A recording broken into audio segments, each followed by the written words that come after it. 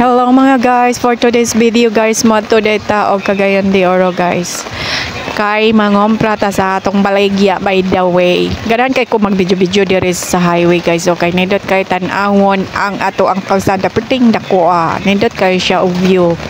Munang giganahan kog video samtang paingon mi dito sa Cagayan de Oro. Dayon, mo ni siya guys ang highway paingon dito sa Cagayan de Oro City guys, perting dako ug mao ni siya ang Tiada nga bridge diri sa Cagayan de Oro nga na ay dako kaayo nga suba, perting dako kayo nga suba diring dapita guys. Nakadumdum mo guys atong Yolanda nga daghan kaayong namatay diring dapita diri sa Cagayan de Oro. Kani siya nga bridge, bag-o na siya nga bridge guys, dako kay ni siya nga bridge, so nindot ang mga bridge diri, ligo na ni siya, di na mabahaan.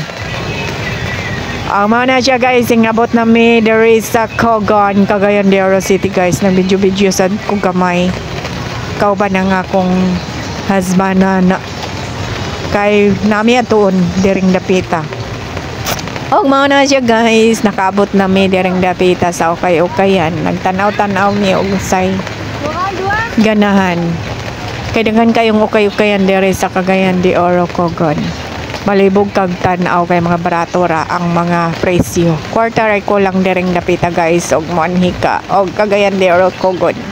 Nindot ang ilang mga okay, brand new pa kaya ilang mga okay. Abot asa ni nila gikuha, nindot pa man kaya ni nga mga okay. Barato ra ang mga okay diring dapita sa Cagayan de Oro. Og kinsa tong gustong magnegosyo dali na mo.